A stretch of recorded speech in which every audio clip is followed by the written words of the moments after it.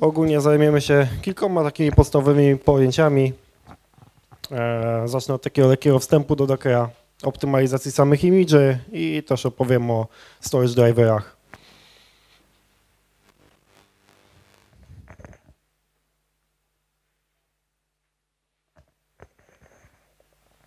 Ok, kto tutaj w ogóle pracuje z Dockerem? Ktoś zna technologię? Rozwiązania bardziej Kubernetes czy czysty Docker? Ok, ile serwerów?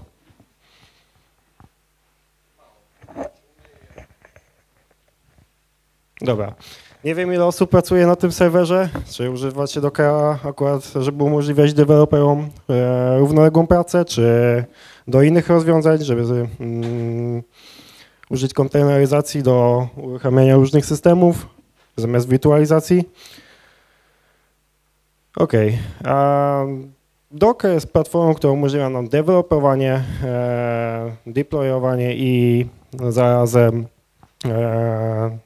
uruchamianie aplikacji w kontenerach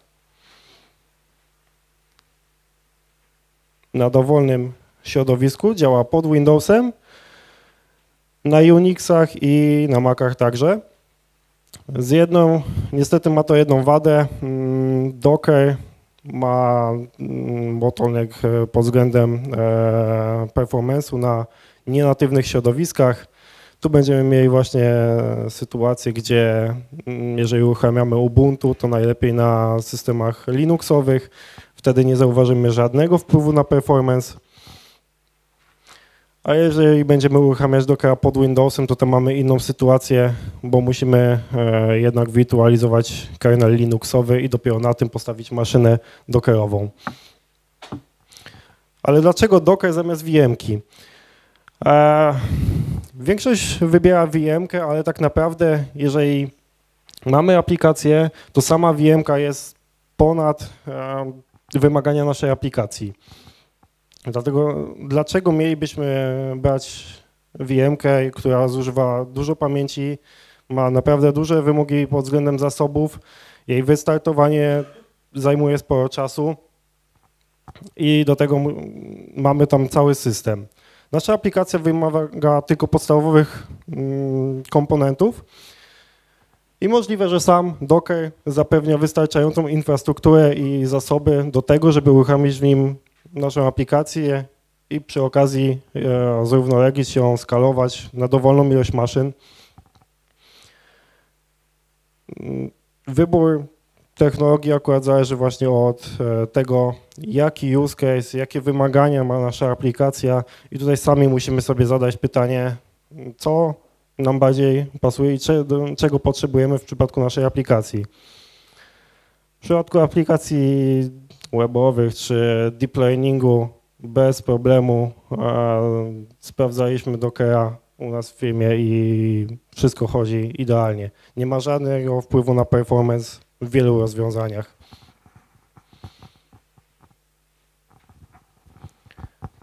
Do tego kolejna sprawa to, że możemy wykorzystać jedną maszynę do budowania samych obrazów, wrzucać na Docker Registry. To jest takie miejsce, gdzie przechowuje się wszystkie obrazy. Popularny jest hub dockerowy, który jest oficjalnym miejscem. Możemy zakładać też własne registry wewnątrz naszej infrastruktury i po wrzuceniu takiego obrazu pobierać go na dowolną ilość maszyn, udostępniać go developmentowi, osobom odpowiedzialnym za benchmark, walidację czy dowolną inną funkcję w naszej firmie. Tak samo jeżeli chodzi o wprowadzenie jakichś zmian, czy to małych, czy większych, wystarczy zupdate'ować obraz i też tylko dopchnąć warstwy, które się zmieniają. To jest dosłownie kilka minut.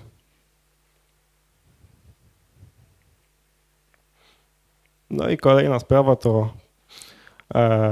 reprodukcja samego środowiska.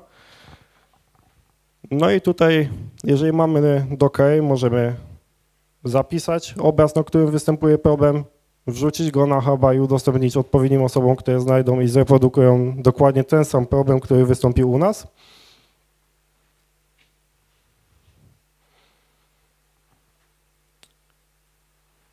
I następna rzecz, tak z mojego punktu widzenia najważniejsza, która u nas w zespole przysporzała najwięcej problemów, jak pracowaliśmy na czystej maszynie, to pracowanie wiele deweloperów, którzy pracują na tej samej maszynie i powstają konflikty środowiska tego, że jeden deweloper chce mieć jeden kompilator, inny chce mieć inny. Innego rodzaju wymogi typu sam system operacyjny. Jedna osoba woli pracować na Ubuntu, druga woli na CentOSie. I tutaj jak najbardziej sprawdza się Docker, którego możemy uruchomić wiele instancji kontenerów na jednej maszynie z dowolnego obrazu, z dowolnym systemem Linuxowym, jeżeli pracujemy na Linuxowej maszynie.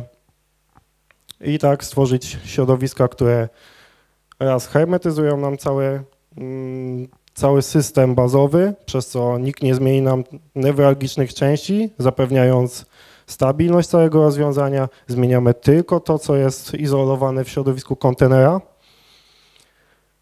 Kolejna sprawa to nie będziemy mieli problemu właśnie z przygotowaniem osobnych środowisk dla każdego dewelopera i żaden nie będzie sobie wchodził w drogę, póki co prawda nie będzie uruchamiał testów wydajnościowych. Tutaj akurat maszyna na własność to jest jedyne rozwiązanie.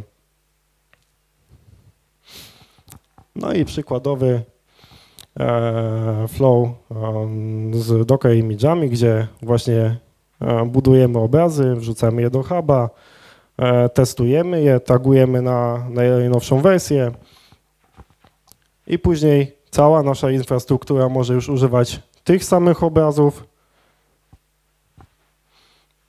na dowolnej maszynie i uruchamiać dowolną ilość kontenerów na jednej maszynie. No dobra, ale co w przypadku, kiedy nasze obrazy robią się duże? Jednak ściągamy to z Docker Huba i mamy sytuację, że nasz obraz jest wielki, po prostu musimy czekać sporo czasu, zanim on ściągnie się z huba i dotrze na naszą maszynę ze względu na ilość warstw i wielkość każdej warstwy. W przypadku, kiedy obrazy mają dużo warstw, możemy natrafić na sytuację właśnie z problemami wydajnościowymi w przypadku pobierania konkretnych warstw. Domyślnie Docker pobiera 4 warstwy naraz i tutaj pobranie takiego przykładowego obrazu z dużą ilością warstw zajęło ponad 14 minut. Ale można co prawda to zmienić, dodając ilość równoległych pobrań i tym samym zmniejszyć czas prawie dwukrotnie, zależnie od tego, ile warstw jest. To jak najbardziej to zastosowanie wprowadza improvement w samej wydajności całej naszej infrastruktury i przez to uzyskujemy obrazy i najnowsze update'y tych obrazów jak najszybciej.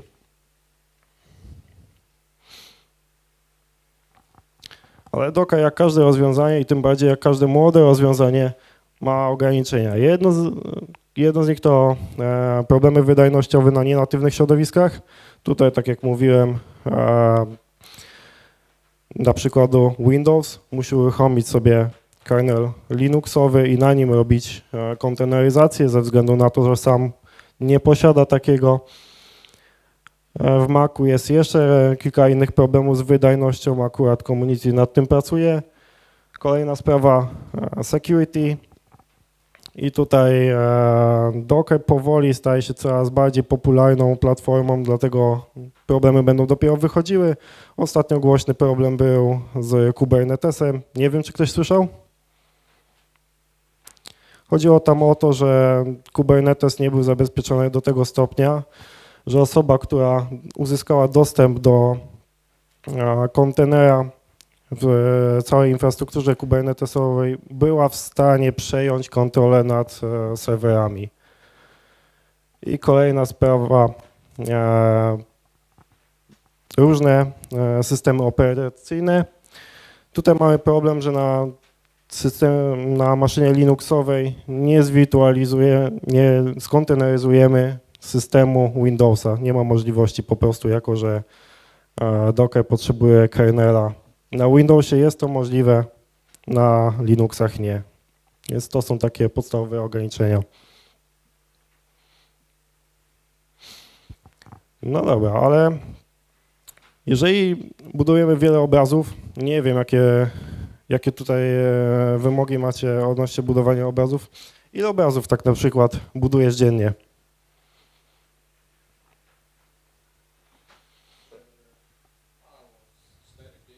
A ile one zajmują średnio?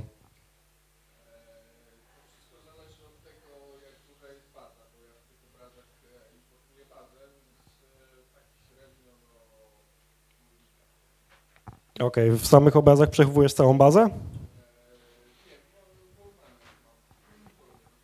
Okej, czyli dobrze. Ale tutaj skupimy się na samych obrazach i tym, żeby przygotować się do sam obraz Dockerfile'a. Zaczynając od tego, dlaczego potrzebujemy takich optymalizacji. Przypadek po lewej stronie mamy Dockerfile napisany kompletnie jedna komenda po drugiej, instalujemy jedną paczkę po drugiej. Po prawej stronie mamy sytuację, gdzie paczki są połączone w jakąś logiczną całość, pogrupowane. Łączyć właśnie używając jakiegoś logicznego połączenia tych paczek, na przykład paczki służą nam do danego serwisu, danej dependencji do serwisu. No i tutaj właśnie po prawej stronie mamy 4 razy szybciej obraz się buduje. No to po lewej 4 minuty to jest naprawdę dużo czasu, jeżeli chodzi o zbudowanie obrazu, który zawiera tylko kilka paczek. Kolejna sprawa, jaką zauważymy w przypadku zbudowania tych obrazów, to jest to, ile miejsca one zajmą na dysku. I tutaj mamy sytuację, że wersja zoptymalizowana zajmuje prawie 2 razy mniej niż wersja niezoptymalizowana. Teraz dlaczego?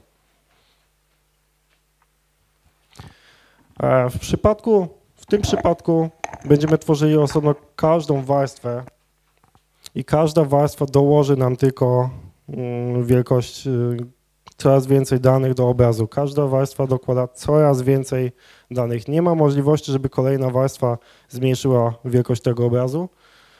W przypadku zoptymalizowanym mamy 2 warstwy, dlatego aż tyle danych nie dokładamy, pomimo że instalujemy te same pakiety. No i co uzyskamy tak naprawdę przez tą optymalizację? Raz to jest użycie samego dysku na maszynie, 2 szybszy deployment i 3 szybszy czas pobierania. Jeżeli dostarczamy nasze obrazy dockerowe dla końcowego użytkownika, to są argumenty, które będziemy brali pod uwagę i dla których właśnie będziemy się skupiać na samej optymalizacji obrazu dockerowego.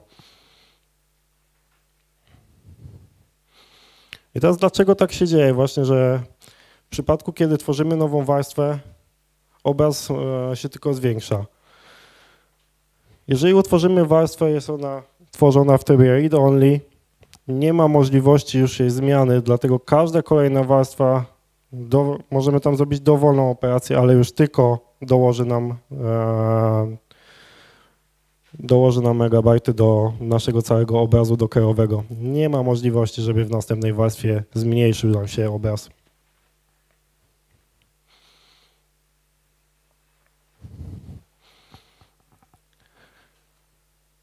No tak, tutaj opisywałem już to, że paczki można łączyć w pewną logiczną całość, ale kolejną sprawą jest to, że jeżeli wywołujemy ją clean all, to chcemy przez to zmniejszyć ilość informacji, które zostawia nam menadżer pakietów, ale w tym przypadku tak naprawdę usuniemy je tylko z ostatniej warstwy, a zostaną na poprzednich. Tutaj też trzeba zauważyć, że jeżeli cokolwiek chcemy usunąć, chcemy czegokolwiek się pozbyć z naszego obrazu, to musimy to zrobić w tej samej warstwie.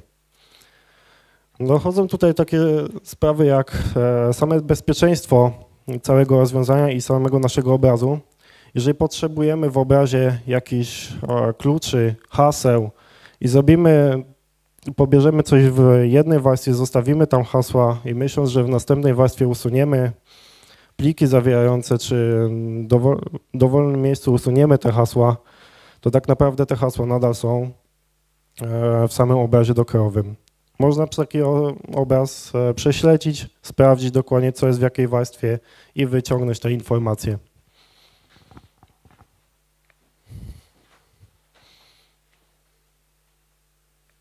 Kolejna sprawa, czasem nam się wydaje, że takie operacje jak zmiana samych uprawnień to jest nic. W przypadku niezoptymalizowanym tworzymy pusty plik, który co prawda już coś tam zajmuje. Do tego zmieniamy jego uprawnienia i niestety sama zmiana uprawnień już nam podwaja wielkość tego pliku. Nasz obraz będzie zajmował 2 razy więcej. Jeżeli plik będzie zajmował 1 GB, zmienimy uprawnienia, to już obraz będzie zajmował 2 razy więcej. To jest związane z tym, że nie możemy niczego zmienić na poprzedniej warstwie i tym samym musimy utworzyć nową warstwę dokładnie z kopią tego pliku i jedyne co się stanie tam to zmiana uprawnień do tego pliku. I na kolejnej warstwie, pomimo że usuniemy ten plik, to obraz nadal będzie miał 2 GB. Może być pusty, ale i tak będzie miał 2 GB, ponieważ w poprzednich warstwach ten plik nadal istnieje.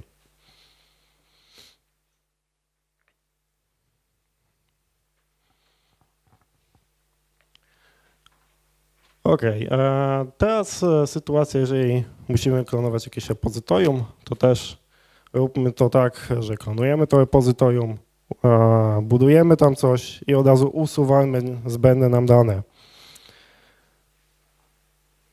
Bo w tym przypadku po prostu zostawimy jakieś zbędne informacje, jeżeli będziemy robili każdy step po kolei i nie usuniemy na końcu samego repozytorium.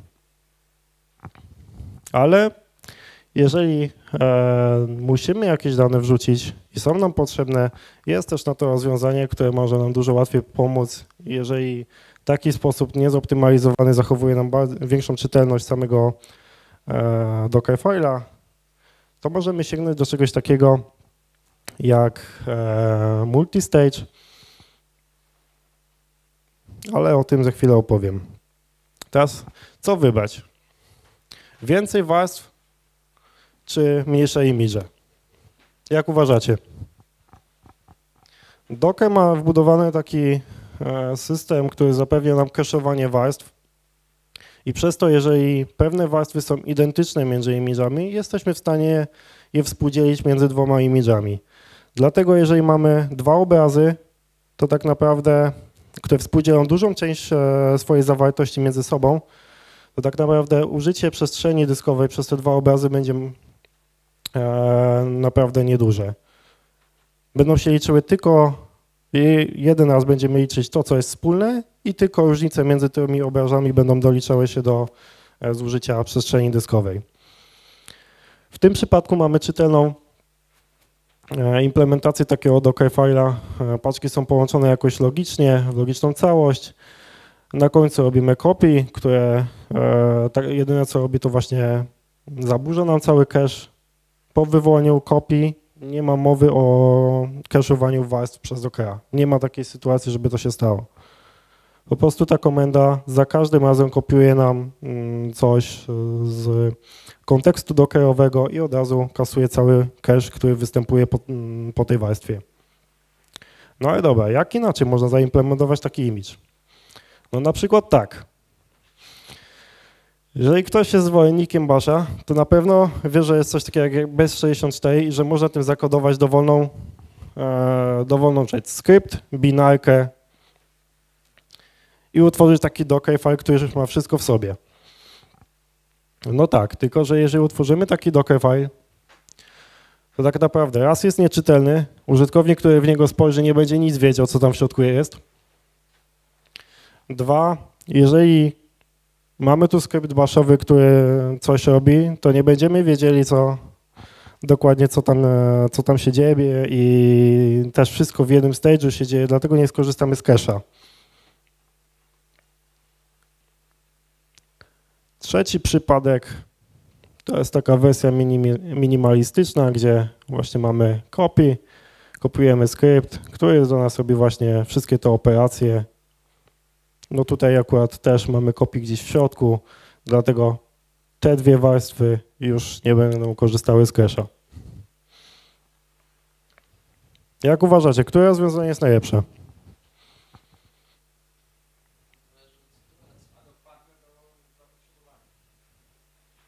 OK? A użyłbyś takiego rozwiązania?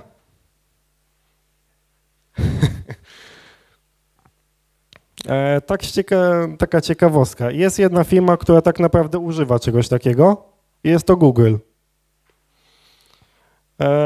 Oni dostarczają skrypt bashowy, w którym mają base64, przy pomocy base64 jest zakodowana binarka, którą wtedy instalujemy i po prostu wszystko dostarczają w jednym skrypcie bashowym. OK, ale tak jak wspomniałem, jest też inny sposób na zmniejszenie samych obrazów, czyli multistage. I teraz gdzie go użyć? Raz, jeżeli chcemy zmniejszyć całą wielkość obrazu, można też go użyć do rekurencyjnego budowania imidży. Jeżeli mamy jakąś bazę, możemy do niej bazowy imidż, możemy używać go za każdym razem i trzymać jego wielkość jako stałą. Przydaje to się czasem w procesach CI, gdzie chcemy CI stworzyć w sposób rekurencyjny i budować po prostu zmiany przy każdym PR-ze, budować inkrementacyjnie. A teraz jak to działa? Bierzemy, po prostu mamy jeden stage, który jest odpowiedzialny za zbudowanie jakiejś funkcjonalności, mamy kolejny, gdzie bierzemy konkretnie kilka warstw, rzeczy, które nas interesują w nich i przenosimy je do jednej warstwy w następnym końcowym imidżu. Zmniejszy nam to oczywiście wielkość samego imidża, ale czy tak naprawdę wystarcza do tego, żeby odejść od samej optymalizacji bazowego imidża, czy nie?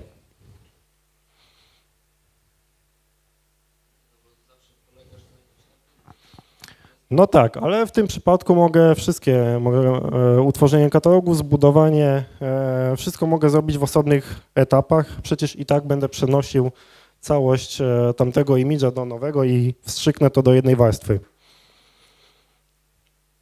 Ale z drugiej strony później zależności masz, tak? Czyli jeżeli zmienisz coś tutaj, to zmienisz wszędzie. To jest dobre i złe, tak? Zależy od tego, jakie masz zapotrzebowanie. Ogólnie nawet jak to rozbiję na osobne warstwy, to rezultat będzie ten sam. Stąd po prostu, jeżeli będę przenosił całość stąd, to tutaj przyniosę to samo. Nieważne, czy to zrobię w ten sposób, czy w inny.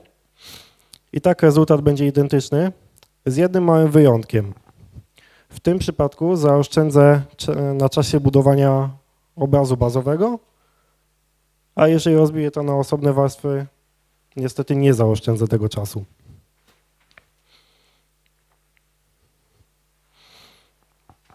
OK. Niestety często chcemy użyć samych obrazów, chcielibyśmy mieć w nim dużo więcej, bo zakładamy, że będziemy go używali w różnych sytuacjach. Może chcemy, żeby nasza aplikacja zapewniała nam różne środowiska do różnych potrzeb, do deweloperskiego rozwiązania, do produkcyjnego, może też osobny obraz do debugu. No i teraz możemy zbudować bez problemu taki Dockerfile. Możemy mu wskazać, na którym etapie ma się zatrzymać, ale kto wie, co Docker zrobi, jeżeli wskażemy mu, że ma się zatrzymać na stage'u production. Które poprzednie stage zostaną zbudowane? Wszystkie, czy tylko te, które prowadzą do tego etapu?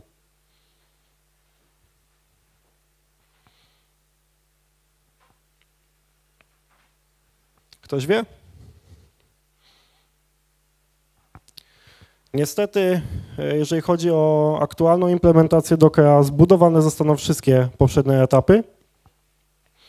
To dlatego, że Docker będzie budował, dopóki nie napotka stage'a, który jest oznaczony jako target i dopiero na nim go zbuduje i zatrzyma się z całym budowaniem dalszej części. Ale jest na to też pewne rozwiązanie. W nowszym Dockerze od 18.09 Wprowadzono coś takiego jak BuildKit. Jest na razie w stanie eksperymentalnym, ale już zapewnia pewne funkcjonalności, które się nam naprawdę przydadzą. Mamy tu do czynienia ze zrównoleglaniem stage'y. Zrównoleglaniem tak naprawdę części Dockerfile'a, które są niezależne od siebie.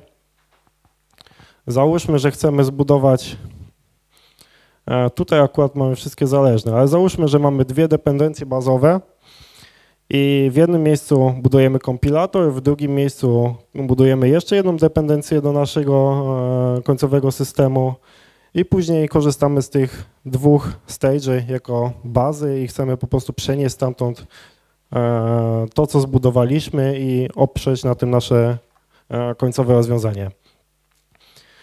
W normalnym przypadku Docker zrobi to szeregowo. Zbuduje najpierw pierwszy stage, później drugi i później nasz końcowy wciągnie tam odpowiednie dependencje. W przypadku właśnie BuildKitu będziemy mieli sytuację, że za jednym razem zbuduje dwa, w tym samym czasie równolegle będzie je budował i później jak skończy je odpowiednio budować, to już zgodnie z tym, jak mamy zapisany końcowy Dockerfile, będzie kopiował te dependencje do obrazu końcowego. Czy ktoś tutaj w ogóle pracował z BuildKitem? A słyszeliście o czymś takim? Ja od siebie naprawdę polecam to rozwiązanie. Co więcej, pozwala ono nie tylko zrównoleglać, ale też pomijać części, które są nieużywane. W tym przypadku, jeżeli będę chciał zbudować produkcję, to BuildKit stwierdzi tak naprawdę, że i ten etap jest niepotrzebny, zbuduje tylko bazę. Naprawdę Docker idzie w kierunku, gdzie same Dockerfile będą nam umożliwiały budowanie różnego rodzaju środowisk, a to użytkownik końcowy będzie decydował, jakie środowisko mu jest potrzebne i jakie chce sobie zbudować. Przez to, co więcej, będzie mógł zaoszczędzić dużo czasu, korzystać z wielu dependencji, przebudowywać je sam i wciągać je do obrazu końcowego. OK. Czy ktoś miał tutaj do czynienia z czymś takim jak storage driver w przypadku Dockera? Ktoś konfigurował daemona dockerowego? OK. Na jakich systemach macie postawionego Dockera? Ubuntu. Ktoś pracuje na CentOSie? OK. Używasz domyślnej konfiguracji Dockera? Sam konfigurowałeś? Aha, Kubernetes. OK. Tam sytuacja może być trochę inna, ale w przypadku samego Dockera, jaka wersja CentOSa? Ale dokładnie 7.3? OK, to już jest lepiej. W przypadku wersji starych CentOSa Docker poniżej wersji 18 i gdzie mieliśmy właśnie do czynienia ze starym kernelem, uniemożliwiał używanie overlaya 2 ze względu na to, że sam kernel systemowy nie wspierał tego storage drivera. Obecnie najnowsze dystrybucje już CentOSa 7.4, 7.5 i 7.6 mają dość nowe kernele, żeby obsługiwać overlay 2, dlatego jak najbardziej zalecam używanie go. Jeżeli chodzi o starsze, czy też mamy do czynienia ze starą konfiguracją, będziemy pracować na device mapperze i tutaj, jeżeli ktoś myśli o pracowaniu na Dockerze w środowisku produkcyjnym, to nie ma mowy, żeby zostawił tam domyślną konfigurację. Po prostu rozsypie mu się to, będzie co chwilę siało błędami. Zaraz opiszę właśnie jakimi, bo sami na nie natrafiliśmy i mieliśmy naprawdę sporo roboty z uporaniem się z nimi. Ponadto device mapper tak naprawdę nie jest łatwy do konfiguracji, trzeba tam zrobić naprawdę sporo rzeczy i mieć jeszcze dedykowane miejsce na dysku samego device'a, trzeba mieć dedykowanego do tego drivera, a w przypadku overlay 2 wystarczy, że wskażemy konkretne miejsce na dysku, gdzie mają być zapisywane wszystkie obrazy. Jest to związane z tym, że device mapper operuje na poziomie bloków przez co musi mieć dostęp bezpośrednio do device'a. Overlay 2 bazuje pracuje na poziomie plików i tutaj mamy sytuację właśnie, że będzie potrzebował tylko dostępu do file systemu, który jest na naszym bazowym, który jest na naszym hoście. Teraz właśnie o tych problemach. Device Mapper dzieli się na dwa typy konfiguracji. Jedno to jest loop LVM, które jest domyślną konfiguracją na Dockerze. Drugi to jest Direct LVM, który jest naprawdę zalecaną konfiguracją w przypadku Device Mappera. Jest to jedyna konfiguracja, która umożliwia uruchamianie workloadów, różnych kontenerów w trybie produkcyjnym. W przypadku loop LVM będziemy napotykać takie problemy jak wolniejsze standardowanie kontenerów, problemy z semaforami na systemie i dojdzie nam taki właśnie błąd, jak tutaj jest wymieniony. Jest to związane z wykorzystaniem semaforów, które dostarcza system i przez to sam Docker nie może ani usuwać, ani tworzyć nowych kontenerów. Pomaga. Tak naprawdę jest na to takie chwilowe rozwiązanie. Możemy wyczyścić semafory lub zwiększyć ich ilość, ale to jest takie po prostu krótkie rozwiązanie, które na niedługo nam wystarczy. Zwykle jak zwiększaliśmy ilość semaforów z 128 do 1024, to i tak w ciągu jednego dnia potrafiliśmy to zapełnić. Dopiero później przypięliśmy się na Direct LVM i tam te problemy nie występują. Niestety z Dockerem związany jest jeszcze jeden problem. Jeżeli mamy środowisko, które tak naprawdę mocno wykorzystuje infrastrukturę dockerową, w naszym środowisku używamy około 30 maszyn, uruchamiamy ponad 5000 kontenerów dockerowych dziennie. Każdy Docker ma zebrać informacje, później się wyłączyć, usunąć wszystko po sobie i zostawić czyste środowisko dla następnego kontenera. W takim przypadku będziemy napotykali z czasem problemy, że przestrzeń dyskowa tak naprawdę przestrzeń dyskowa będzie zajęta, choć jakkolwiek ją wyświetlimy, będzie nam się wydawało tak naprawdę, że nic jej nie zajmuje. No i tutaj mamy do czynienia właśnie, że nasz file system został trochę zniszczony przez Dockera. Może się to zdarzyć, ale proste wywołanie programów diagnostycznych i naprawiających file system załatwia tą sprawę i bez problemu wtedy możemy odzyskać naszą przestrzeń. Także jeżeli ktoś napotka właśnie problem, że kończy mu się miejsce, nie ma żadnych obrazów, a jednak miejsca na dysku nie ma, to może mieć do czynienia z tym problemem, że Docker po prostu trochę zniszczył nam file system i będzie trzeba go naprawić. Spotkał się ktoś z tym tutaj? Rozumiem, że akurat nie było, nikt nie wykorzystywał w takim stopniu Dockera, żeby na to natrafić.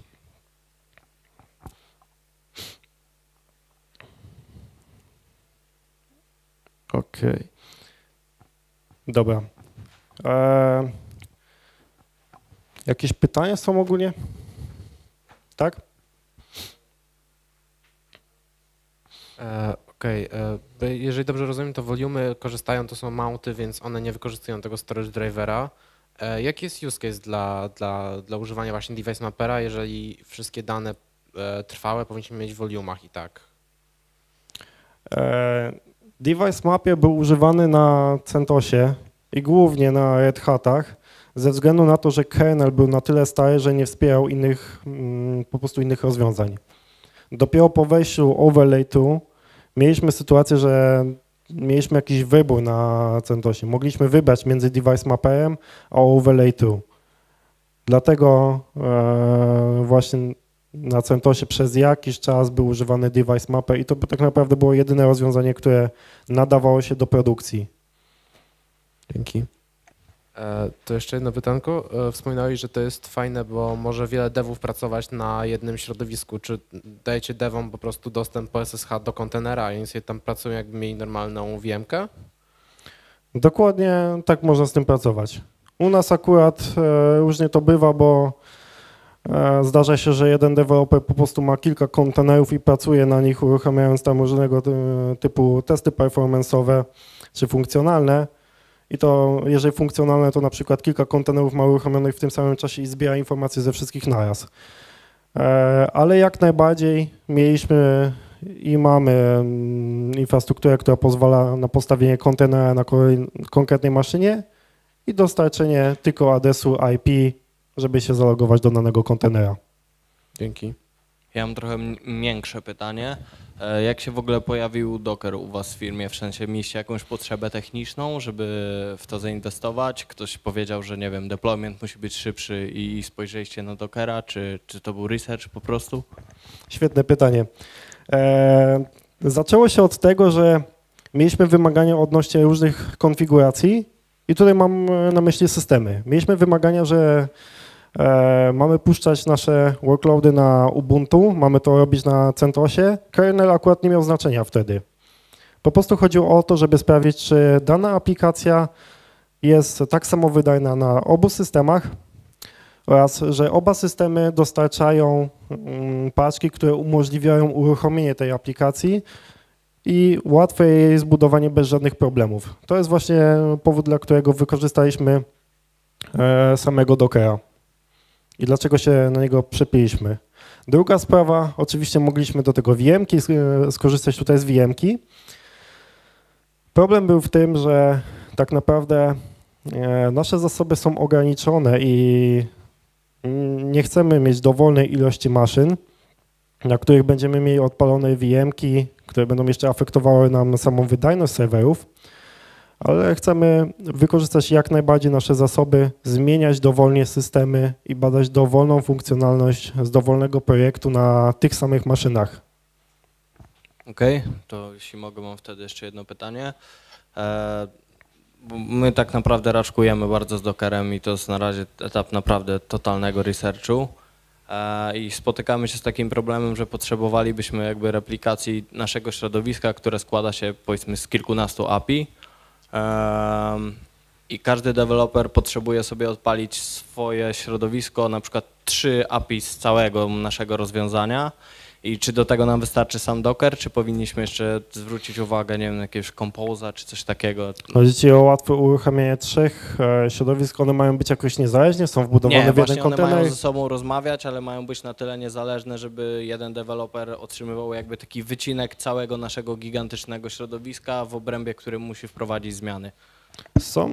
Są dwa rozwiązania. Jedno to jest takie, że będziemy mieli obrazy przygotowane dla każdego z tych segmentów i po prostu użyjemy Docker Compose'a do tego rozwiązania. Drugi przypadek to, że wbudowujemy funkcjonalność tych serwisów do jednego kontenera i po prostu uruchamiamy je na poziomie jednego kontenera. Okay. To już zależy od zapotrzebowania, jak chcemy używać danych serwisów. Nie wiem dokładnie, co to jest, dlatego podaję oba. Spoko. I ostatnie pytanie, czym przyjechałeś dzisiaj? Tego pytania szczerze się nie spodziewałem. Hondą VFR 800 Fi. Spoko. Okej, teraz ja mam jeszcze jedno pytanie do was. Czy ktoś tutaj pracuje na szyfrowanych maszynach? Jak zapewniasz, że cała infrastruktura będzie bezpieczna pomimo uruchamiania kontenerów? Aha, czy na produkcji maszyny mają szyfrowane dyski? Tak. Nie wiem. Okej. Mieliśmy przez jakiś czas robiłem właśnie infrastrukturę, która zapewniała szyfrowanie i tutaj spotkałem się z kilkoma rozwiązaniami. Jeden z deweloperów po prostu chciał mieć katalog własny, który będzie szyfrowany i do którego tylko on będzie miał dostęp. Tutaj sytuacja jest prosta, bo możemy mieć szyfrowany katalog na bazowym systemie, podpiąć daną przestrzeń dyskową do kontenera, rozszyfrowywać go w kontenerze i po prostu ustawić tak, że jak wychodzimy z kontenera, kontener jest zamykany, czy dowolnie inaczej to robić. W przypadku, kiedy mamy zapotrzebowanie, żeby cały serwer był szyfrowany i mamy infrastrukturę dockerową, tutaj są już dwa rozwiązania. Jedno to szyfrować konkretne partycje, czyli miejsce, gdzie znajdują się kontenery. Trzeba też pamiętać, żeby wyłączyć słopa i kolejna sprawa właśnie, żeby żeby wskazać Dockerowi miejsce, w którym ma zapisywać wszystkie obrazy i wszystkie dane, tak żeby to było na zaszyfrowanej przestrzeni dyskowej. Drugi sposób to zaszyfrowanie po prostu całego systemu. I to też rozwiąże problem z szyfrowaniem.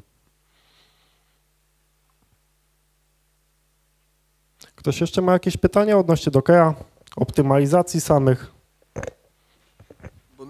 Na Dockerze stawiamy między innymi bazę danych postgresową i zauważyłem, że na przykład jak się zatrzymuje Dockera i później go podnosi, oczywiście korzystając z volumów, w logach pojawiają się takie warningi, tak, że baza została zamknięta, no, po prostu została skillowana i jest recovery, tak? Jak można zrobić, żeby baza podczas zatrzymywania kontenera kładła się, że tak powiem, po bożemu, tak? A nie była killowana? Szczerze to nigdy nie implementowałem tego typu rozwiązań. Tak naprawdę, jeżeli zatrzymujesz kontener, to on po prostu wysyła sygnał do aplikacji, żeby wstrzymała już wykonywanie zadań. Jeżeli przez dłuższy czas aplikacja nie odpowiada, to wysyła po prostu terminator.